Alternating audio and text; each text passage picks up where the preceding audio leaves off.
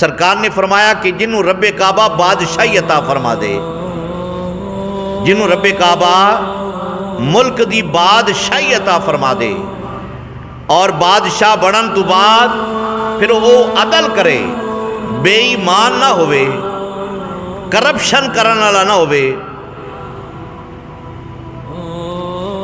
مال کھان والا مال بناؤن والا نہ ہوئے، وہ ظالم بادشاہ نہ ہوئے، عدل کرن والا بادشاہ ہوئے، جنہوں رب کعبہ بادشاہی ملک دی عطا فرمائے اور بادشاہ بن کے پھر عدل کرے۔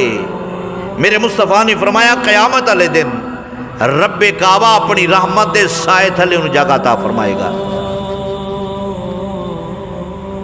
تو بادشاہانوں، وزیرانوں، امیرانوں یہ سوچنا چاہیے کہ دنیا دا مال دنیا تے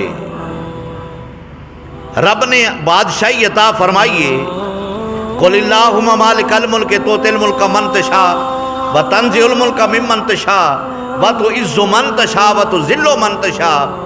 رب کعبہ جسنوں مرضی بادشاہی عطا فرما دے اور جنوں مرضی رب کعبہ ذلیل و رسوا فرما دے، اور جنوں رب کعبہ مرضی جن دے کول بادشاہی لے لے اور جنوں مرضی رب کعبہ عزت عطا فرما دے، یہ سارا کچھ رب کعبہ دے ہاتھ چے۔